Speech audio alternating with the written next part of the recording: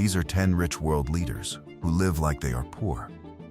They have access to palaces, motorcades, private jets, and generational wealth.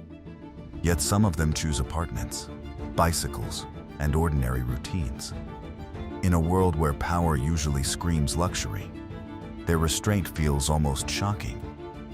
Is it humility, strategy, or something deeper? Let's start with a British Prime Minister who had every reason to live extravagantly, but couldn't afford to look like he did.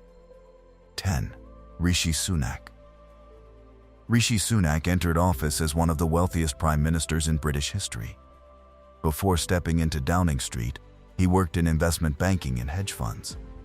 He married into one of India's wealthiest families. By every measurable standard, he had access to extraordinary personal wealth, mansions, investments, financial security that most voters could barely imagine. On paper, he was the opposite of modest. And yet, as Prime Minister of the United Kingdom, a country deeply sensitive to class divides, projecting extravagance would have been political suicide. So the expectation was clear. If he wanted to lead, he would have to look grounded. But this was never going to be simple. Britain has a long memory when it comes to class. Headlines quickly focused on his wealth, his background, his family's fortune. Even the price of his clothes became a topic of debate. In a time of rising inflation and economic strain, optics mattered more than ever. For Sunak, the bigger problem wasn't his policies, it was perception. He had to walk a razor-thin line, visibly wealthy, yet publicly restrained. A leader with access to privilege, trying to represent a nation dealing with financial hardship.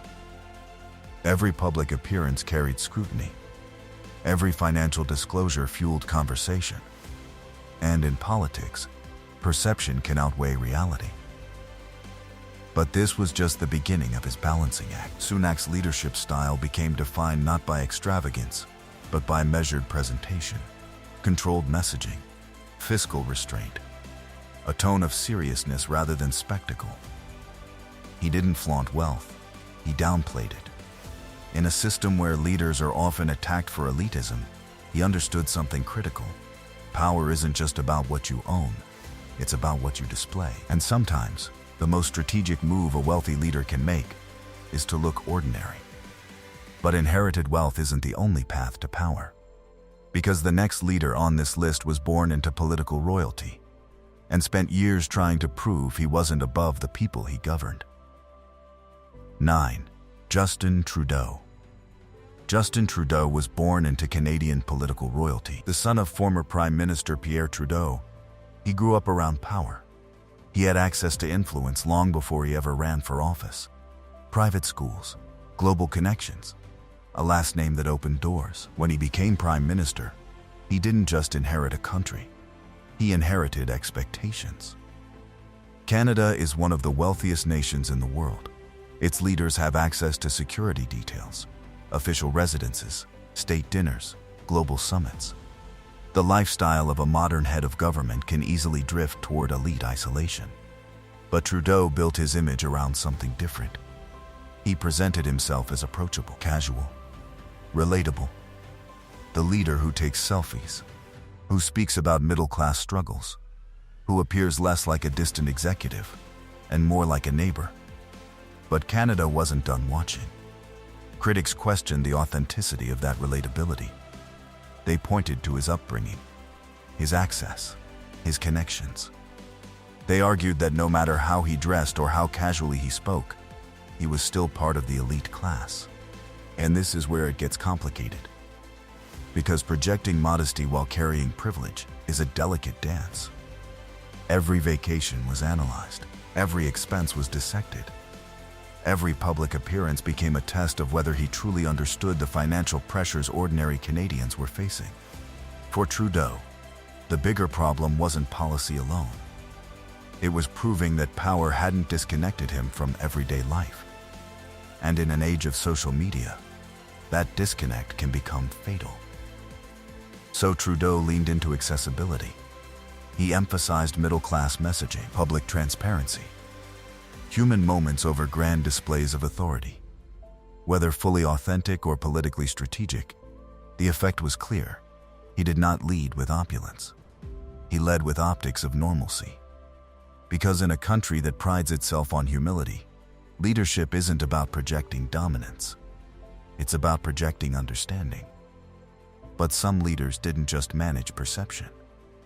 They lived it so convincingly that even global media couldn't find excess to criticize. And that brings us to a woman who governed Europe's strongest economy, while living like a quiet professor next door. 8. Angela Merkel. Angela Merkel led the most powerful economy in Europe. For 16 years, she stood at the center of global negotiations, financial crises, migration waves, pandemic response. When Europe trembled, she was often the stabilizing force. As Chancellor of Germany, she had access to motorcades, estates, security details, state banquets, the full architecture of high office. And yet, she lived in the same modest Berlin apartment she had occupied long before becoming chancellor. No grand palace, no visible luxury estate. Just a simple building, shared walls, and a routine that felt almost unremarkable. To the outside world, it was almost unbelievable. One of the most powerful women on earth, living like a quiet academic. But that simplicity wasn't accidental. Germany carries a deep cultural sensitivity toward excess in leadership. Power must appear restrained. Authority must feel disciplined.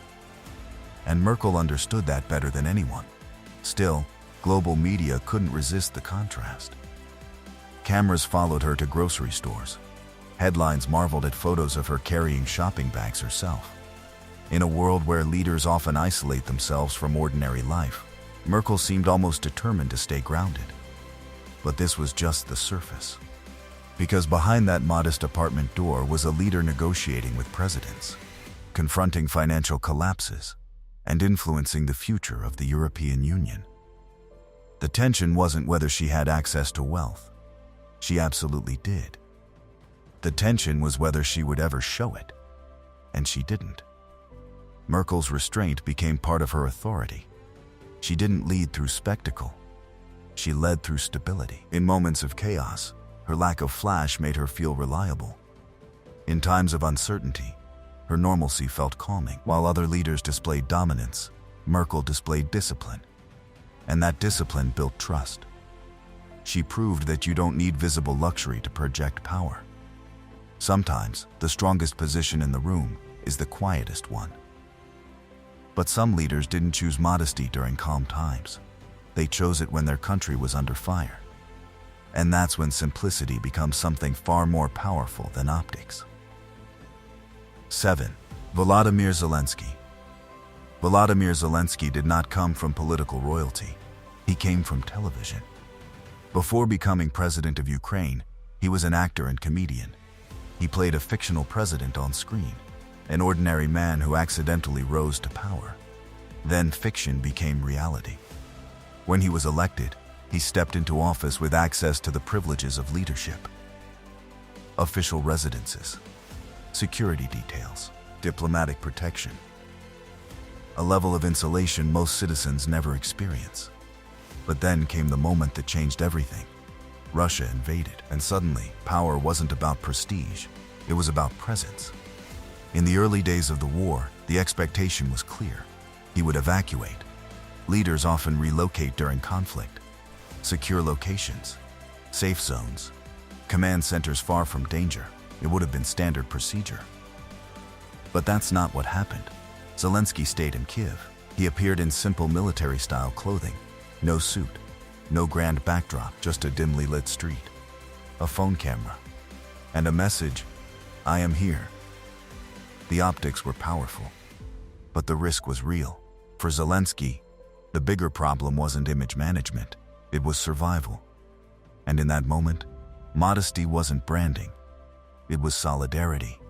While missiles fell and global leaders watched, he didn't present himself as distant authority.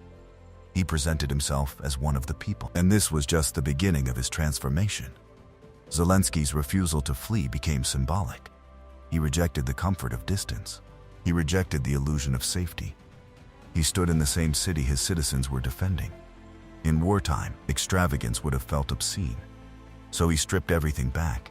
No luxury display, no theatrical power projection, just resilience. And that simplicity amplified his leadership. Because when people see their leader sharing risk, trust deepens. Zelensky showed that in moments of crisis, humility becomes strength. But not all leaders choose modesty under pressure. Some choose it as a lifestyle, even when there is no crisis forcing their hand. And the next leader on this list proves that simplicity can be cultural, not just circumstantial. 6. Mark Rutte. Mark Rutte led one of the wealthiest nations in Europe. As Prime Minister of the Netherlands for over a decade, he governed a country with a high standard of living, strong global trade, and deep financial stability. He had access to the privileges that come with long-term leadership: secure transport, official residences, global summits, the machinery of state power. But if you passed him on the street, you might not recognize him. Because Mark Rutte was known for something unusual. He rode a bicycle to work. Not as a one-time publicity stunt, not for a staged photo, but routinely. He lived in the same modest apartment. He avoided the theatrics of high office. He continued teaching occasional classes, even while leading the country. And in a world where leaders often surround themselves with layers of protection and privilege, Rutte kept things simple. But simplicity can be misinterpreted. Critics questioned whether the bicycle image was branding, whether the casual lifestyle was carefully curated to reflect Dutch cultural modesty. Because here's the reality: the Netherlands is wealthy. Its leadership has access to every luxury available to modern heads of state. So the tension wasn't about whether Rutte could live extravagantly. It was whether he would. And time after time, he didn't. While other leaders upgraded residences or embraced ceremonial grandeur, Rutte maintained a routine that felt almost stubbornly ordinary. But this was just the surface. Because behind that bicycle was a leader negotiating trade agreements, navigating political coalitions, and making decisions that affected millions. The contrast was striking. Power at the highest level, delivered with the appearance of normalcy. Rutte's modesty became part of the Dutch brand of leadership. In the Netherlands, leaders are expected to be accessible, grounded, and restrained. Excess creates distance. Simplicity creates connection. By maintaining his everyday habits, Rutte reinforced trust. He didn't perform dominance, he performed relatability. And sometimes, that's more powerful. But elected leaders aren't the only ones expected to live modestly, because when it comes to royalty, where wealth is almost assumed, choosing restraint becomes even more surprising. And the next name on this list comes from one of the oldest monarchies in the world. 5. King Charles III. King Charles III sits at the center of one of the most famous monarchies on earth. The British royal family is associated with castles, estates, priceless art collections, and centuries of inherited wealth. The Crown Estate alone holds assets worth billions. The palaces are global symbols of prestige. By position alone, Charles has access to a level of institutional wealth that most world leaders will never experience. But personal lifestyle and institutional wealth are not the same thing, and that's where it gets interesting. Long before becoming king, Charles built a reputation for something unusual in royal circles: frugality. He publicly repaired old shoes instead of discarding them. He spoke about sustainability decades before it became fashionable. He reused clothing. He advocated environmental restraint. For a monarch raised inside extraordinary privilege, that contrast stood out. But the monarchy operates under constant scrutiny. Every royal expense is examined. Every renovation becomes a headline. Every public appearance is dissected. And critics are never far away. For Charles, the bigger problem wasn't access to wealth. It was perception of excess. In modern Britain, economic inequality is a sensitive issue. The idea of royalty itself faces periodic waves of skepticism. And in that environment, visible luxury can become political fuel. So Charles had to walk a delicate line, honor centuries of tradition without appearing disconnected from the public, maintain ceremonial grandeur without flaunting personal indulgence. And this balancing act became more complicated the moment he ascended the throne, because now the expectations were even higher. But this was just the next chapter of a long public evolution. King Charles has consistently positioned himself as a monarch focused on duty rather than display. He has emphasized sustainability, scaled down certain ceremonies, spoken about service instead of spectacle. Whether motivated by conviction or strategy, the message is clear. The modern monarch cannot lead through extravagance alone. He must project responsibility. And in a system built on inherited wealth, that restraint carries symbolic weight. But even monarchs aren't the most surprising example of simplicity on this list. Because the next leader governs the most powerful nation on earth and built his political identity on something very different from luxury. 4. Former President Joe Biden.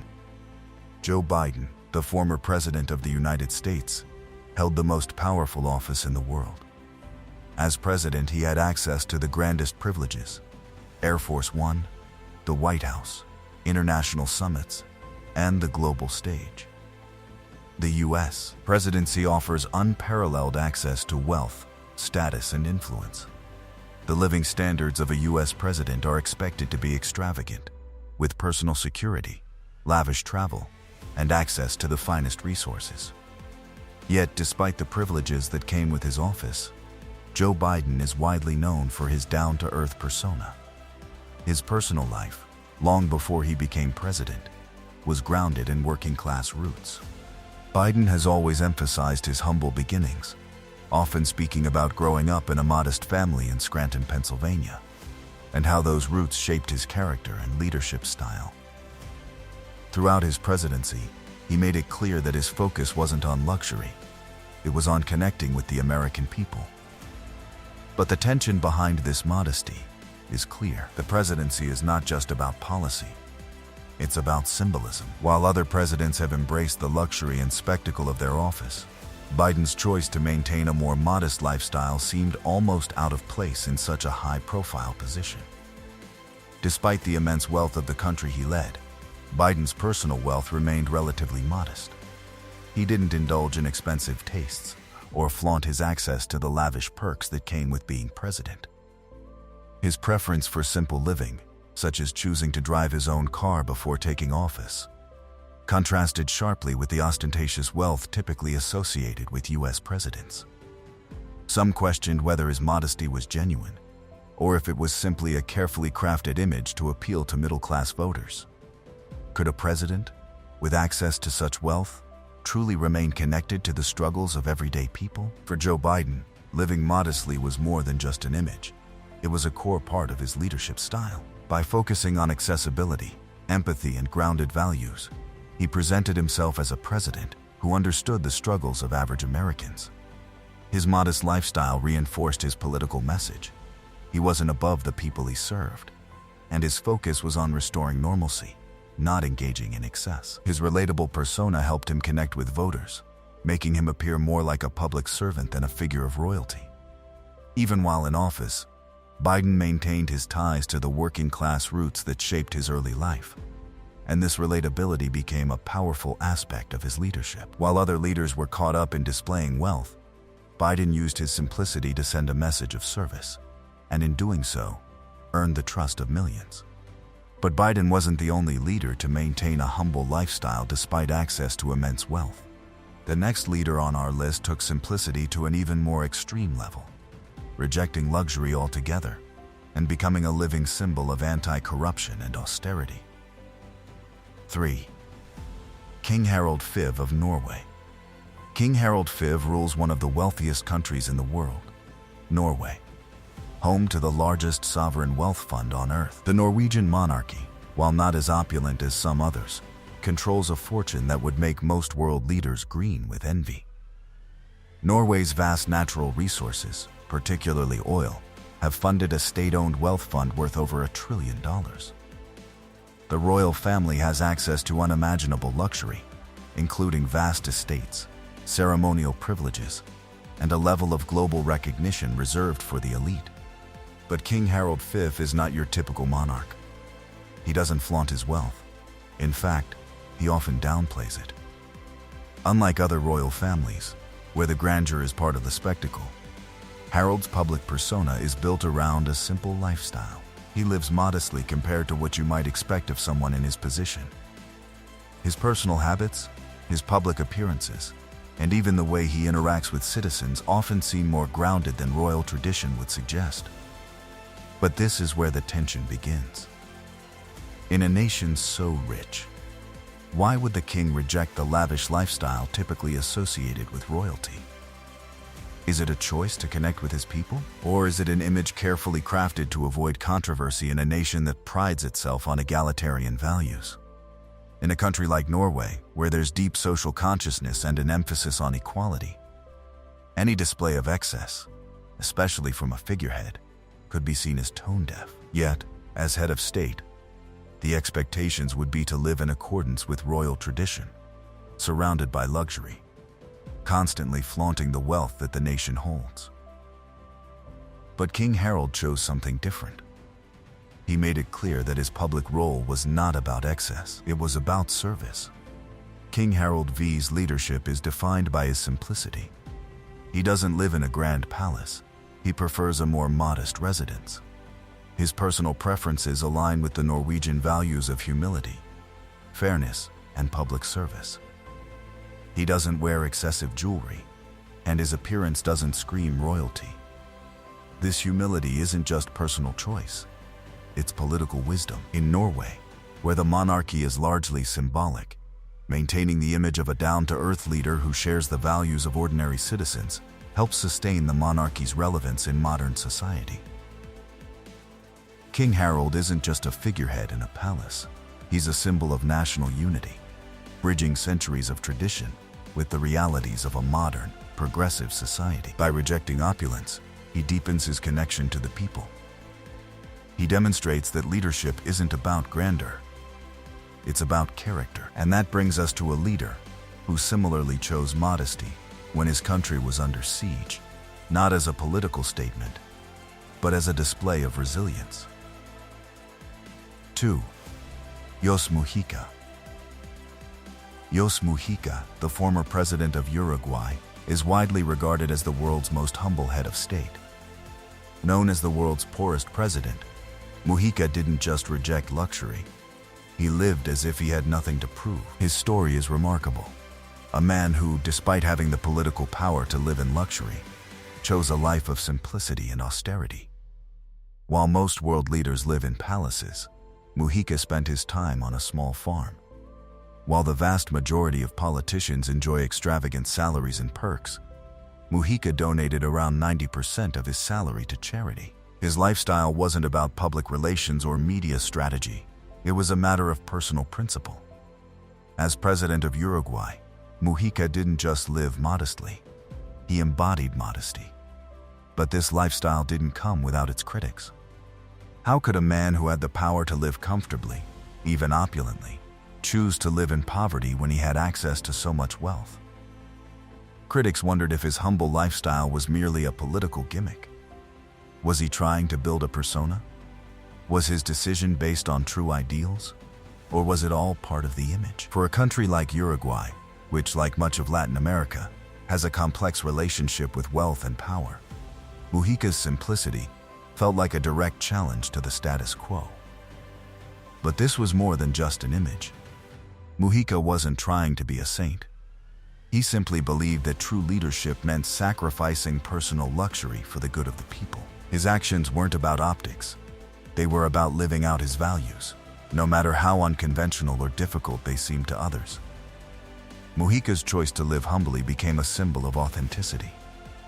When asked about his simple lifestyle, he once said, "I don't live in a palace. I live in a humble house. I prefer that." He didn't just talk about austerity, he lived it, and in doing so he redefined the nature of leadership. His presidency became a powerful example of how a leader's actions can resonate deeply with the public. By rejecting luxury, he presented a vision of leadership based on integrity and selflessness. His choice to donate the bulk of his salary was not just about charity, but about demonstrating solidarity with the people he led. Mujica's legacy is that of a leader who showed the world that wealth isn't a measure of power. True power lies in the ability to live in alignment with your values, regardless of your position or the riches available to you. But even his remarkable humility was overshadowed by one leader, someone whose lifestyle matched their country's deepest values, despite living amidst unimaginable wealth. 1. Former Pope Francis. Pope Francis, the former leader of the Roman Catholic Church, held one of the most powerful and influential positions in the world, a position surrounded by immense wealth, priceless art, and centuries of tradition. As the head of the Vatican, his wealth wasn't measured in cash, but in assets, historic buildings, priceless religious artifacts, and lands that span the globe. However, despite this enormous wealth, Pope Francis chose a lifestyle in stark contrast to the lavish expectations that come with the title of the leader of the Catholic Church. Instead of residing in the opulent apostolic palace, Pope Francis made the unexpected choice to live in a modest guest house, the Domus Sanctae Marthae, within Vatican City. He rejected the use of papal luxury limousines, choosing instead to travel in a simple Fiat, a decision that defied tradition. This wasn't just about rejecting material wealth. This was about embodying the very principles he preached: humility, service, and a deep compassion for the poor. But the tension behind Pope Francis's simple lifestyle is undeniable. The Vatican, as an institution, is tied to incredible wealth. The treasures held within it, priceless art, artifacts, and land, represent untold value.